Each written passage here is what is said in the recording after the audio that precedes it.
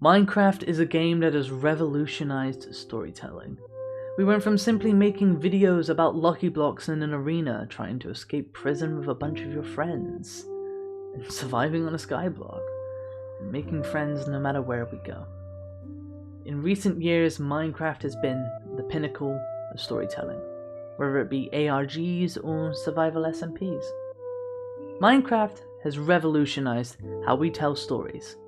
So today, I want us to take a look at the Horizon SMP.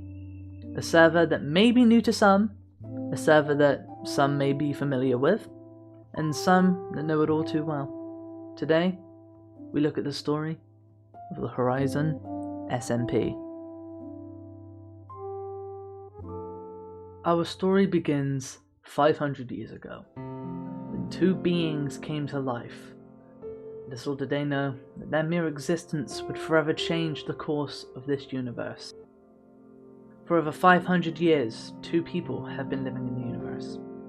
Heir Chidoris by the name of Eli and Mika. Mika was born and grew from the garden. The garden is what has kept them alive. If the garden ceases to exist, then they become mortal. The garden is, so far, the only existing nexus. Nexuses are ancient structures that radiate a unique, exotic energy with varying effects. As for Eli, not much is known about his origins, but what is known is that after living together for centuries, the two got into an argument, and eventually, Eli left. Now Mika was all alone. Eli was filled with rage and hatred, and Mika simply stayed in the garden, caring for it, nurturing it, and defending it when the time came. Elsewhere in the world, a lone phantom called Cyan was in his base. He had spent the last few hundred years in his base, and only ever going outside at night. This was because Cyan was a phantom. And sadly, due to being a phantom, anytime Cyan wishes to go out, he will just burn. One day, changed it all. At the far edges of the universe, laid a tiny town, unable to be accessed from the outside. Not that we know of anyway. A town called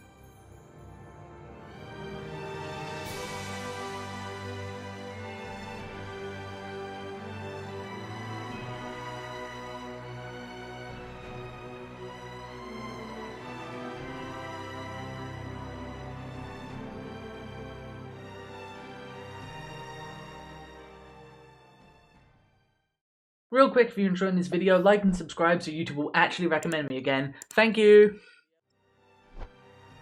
Inside that world was Jinx, a naive child, never really hanging out with the kids of that time, but rather they would listen to their father's tales of a world outside their own. At a young age, Jinx was filled with all these ideas of a world with people who were different. But the world wasn't so easy to get to. There used to be legends among the Stavonians that their world could be escaped at the setting of the sun. So, many years later, with a huge boost of confidence, Jinx left, barely being able to make it in time to travel between different worlds due to the setting sun. But he made it. He was now within a new world. There was so much to explore, so many new people to meet. But hours later, once it hit noon, everything had changed. The sun stopped moving. Jinx was trapped. No way of getting home. Jinx was now stranded in a world unfamiliar to him, and now grieving the loss of his home world. He doesn't know what happened to his family, or anyone he knew from his home, nor does he know what's to come of them. All of these emotions came flooding down on Jinx, and this broke him for quite a long time, and it still does now. This character is forever going to be damaged by this. However, one person was lurking in the shadows. You know what? That'll do.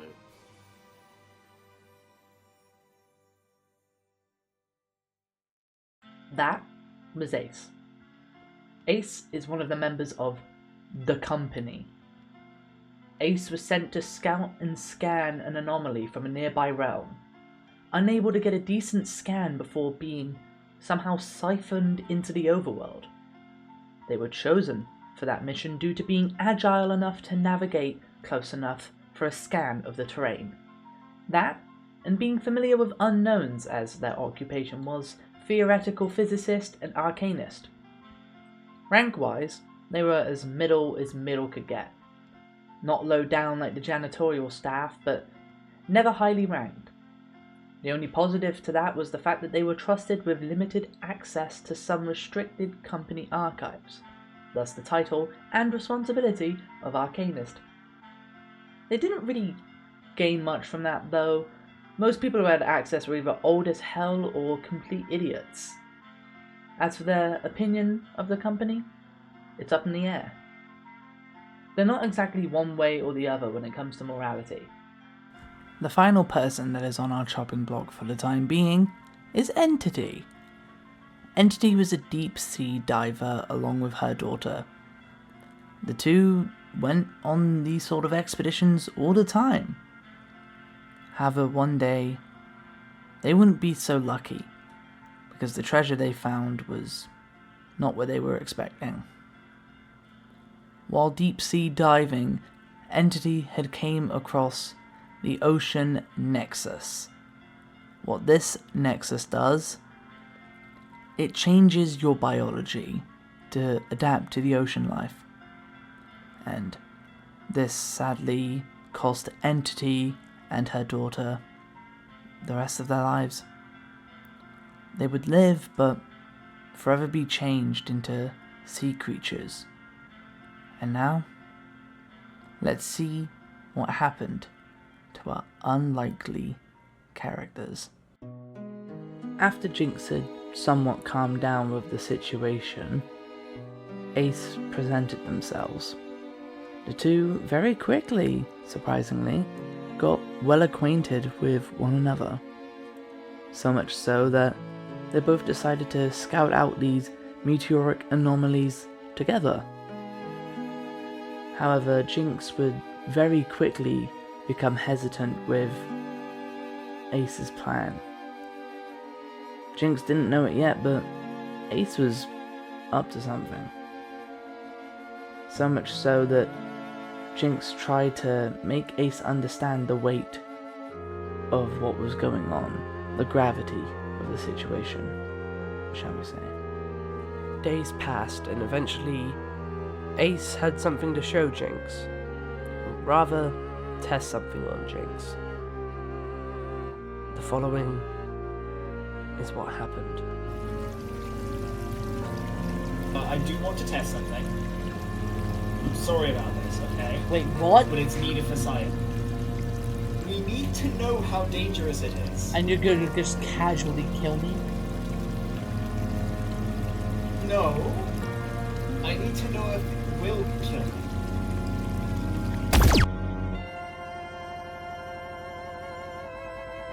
After Jinx was shot by Ace, and shortly after patched up, Ace had asked Jinx to go and find another scientist that was looking into these meteoric anomalies, and Jinx did so.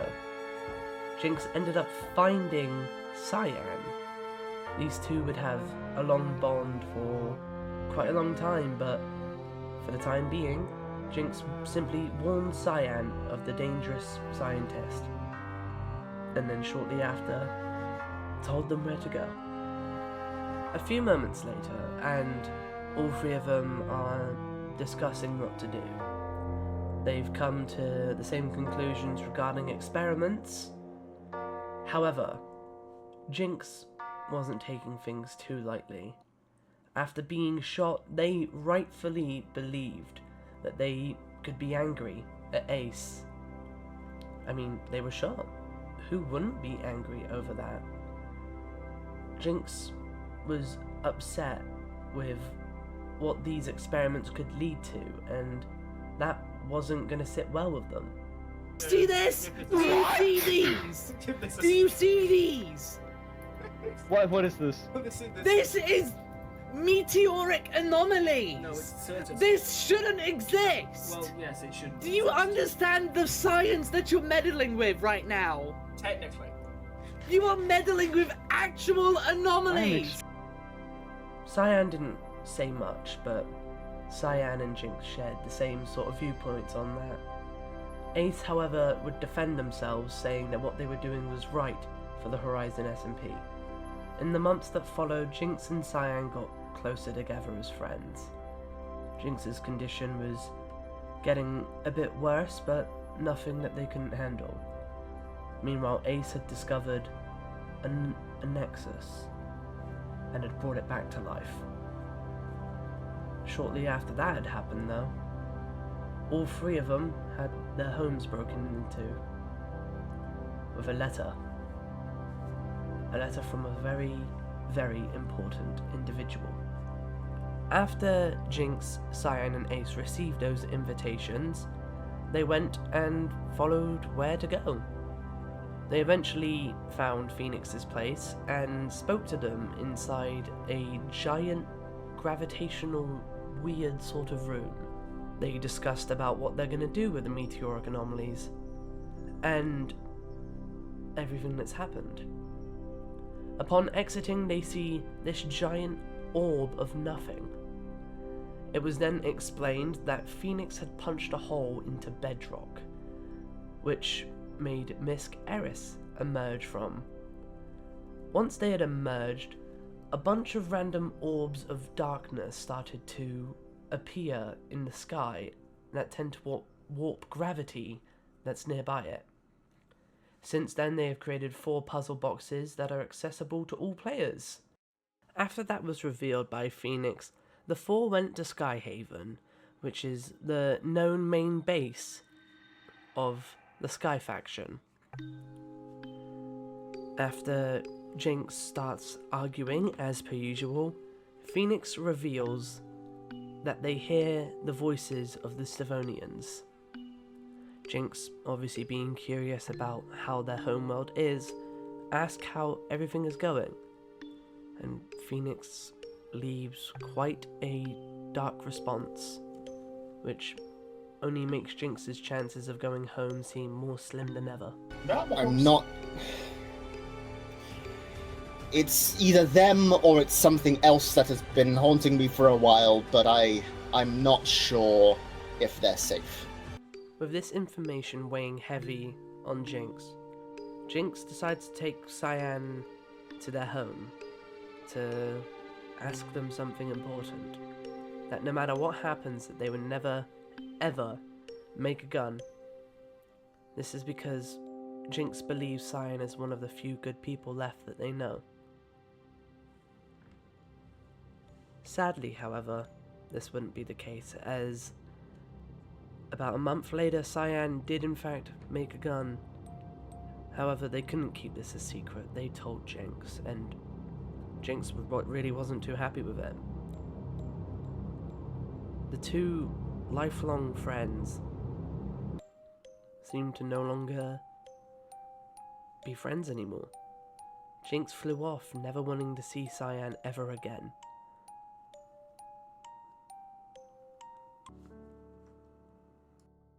Jinx, I'm sorry. I know it seems like you can't trust me now, but I can't take the risk of not being prepared in case something bad happens.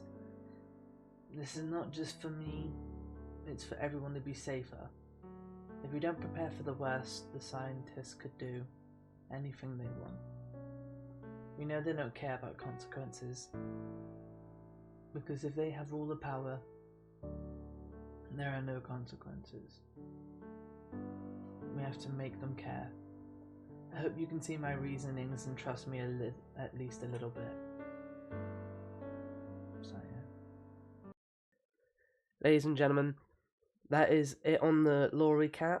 If I've missed anything, then I do apologise this to the actual members of the server. If I have missed anything that is probably as big, I do apologise completely. This has been months of work, and I know I said I was going to be coming out earlier this year, but obviously your boy's been a little depressed. Okay, I've had a lot of sort of not writer's block, but a bit of burnout with making a lot of content.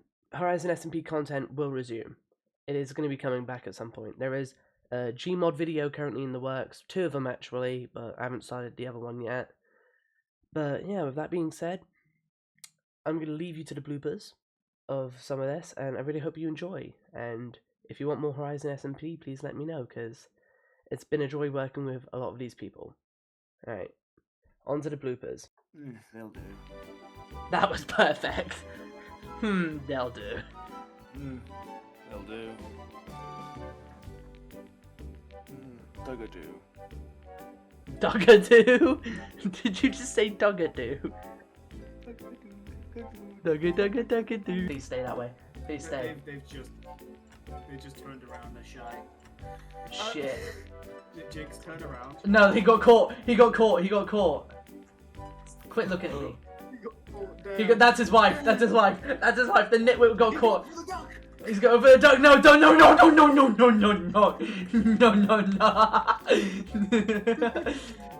What?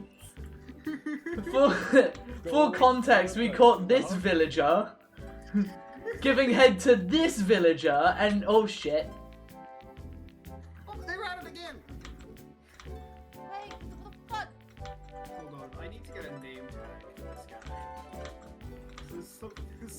We got this villager getting head from that villager, so then now that villager is being told off by his wife. Yeah, let's go. Oh no! It's happening again! No! No, it's a line! It's a fucking lineup! Oh my god, sorry. Oh my god. Anytime you try and record me or anyone else, this kind of stuff just starts happening. Oh my lord. What the fuck have we done? Hey,